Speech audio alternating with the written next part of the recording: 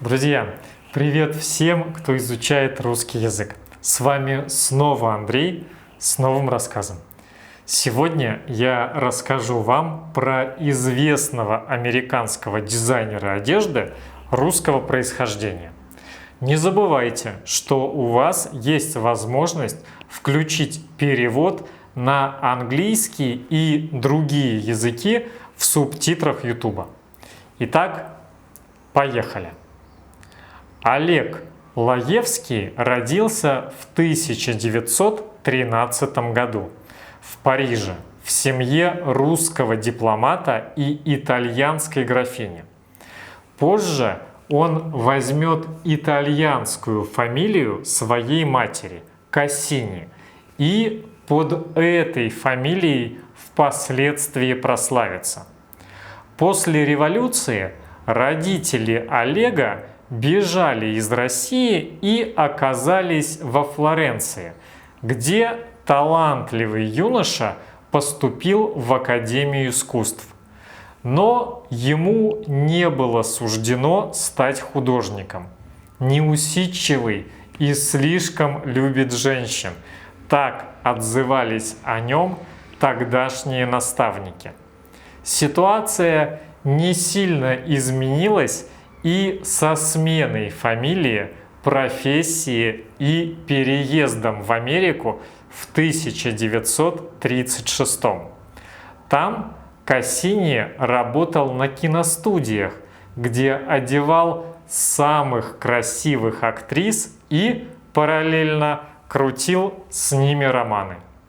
В его послужном донжуанском списке есть и брак с Джин Тирни, и помолвка с Грейс Келли, и слишком приятельские отношения с Мерлин Монро. А вот его отношения с Джеки Кеннеди иначе как высокими не назовешь. Жаклин Бувье, как и полагается девушке с такой фамилией, с юности обожала все французское. Но, став первой леди США в январе 1961 больше не могла позволить себе непатриотично носить наряды Живанши и Шанель. Сотрудничать с получившим к тому моменту американское гражданство Кассини ей посоветовал отец Джона, Джозеф Кеннеди, который был с модельером в приятельских отношениях. В итоге Олег стал официальным дизайнером Джеки. То, что он делал для нее, было простым, элегантным и соответствовало ее личному стилю. Она бы никогда не позволила ничего себе навязывать.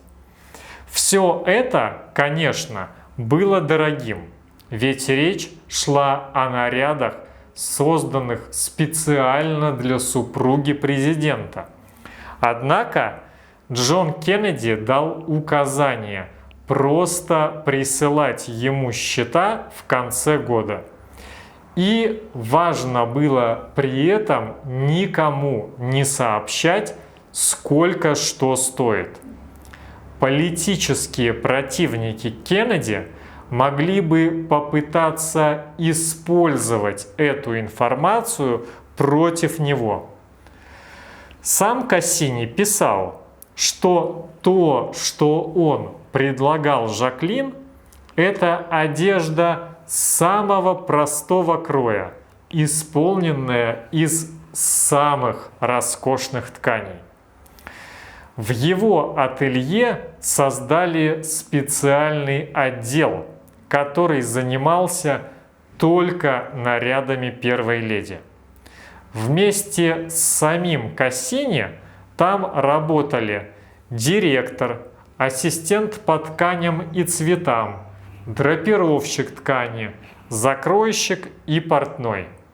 В Европе был специальный агент, который разыскивал интересные ткани во Франции и Италии. Итого 8 человек. У этого отдела было особое помещение, где поставили 3 портновских манекена с параметрами фигуры Жаклин. Кроме того, пригласили манекенщицу с такими же мерками.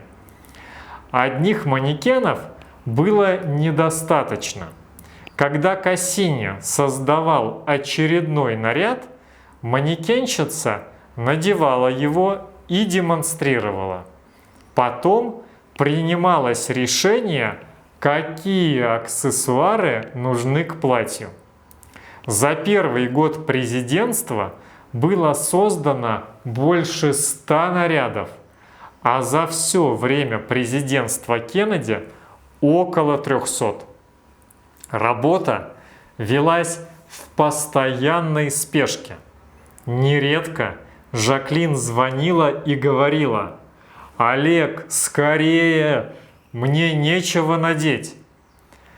Сам Кассини вспоминал, что годы эти были самыми суматошными. Работали они с Жаклин так.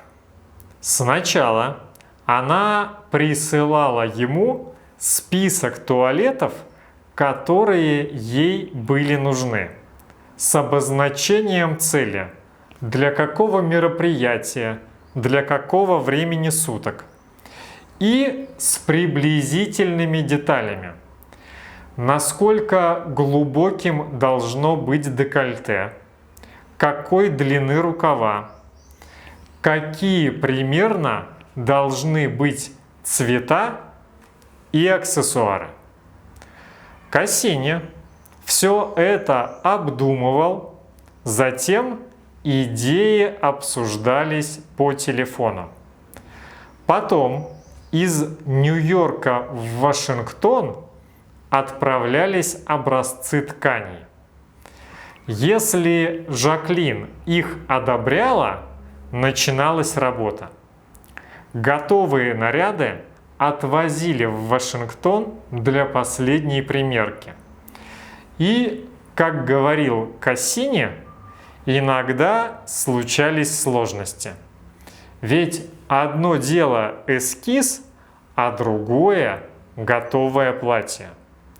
Что-то отсылалось обратно в Нью-Йорк, чтобы точнее посадить по фигуре. А что-то Жаклин могла забраковать совсем. Зато в 1964, когда эра Кеннеди в Белом доме закончилась, в журнале Women's Wear Daily вышла статья, в которой говорилось, что Жаклин Кеннеди сделала для развития хорошего вкуса больше, чем любая другая женщина в истории нашей страны.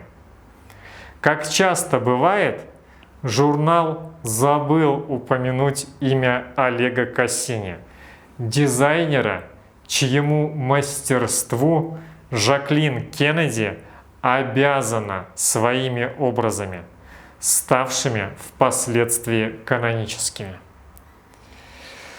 Друзья, я очень надеюсь, что вам понравился сегодняшний рассказ. И, как всегда, жду ваших отзывов в комментариях. А у меня на сегодня все. Спасибо, что смотрели это видео. До встречи в следующих выпусках. Огромной вам удачи и пока!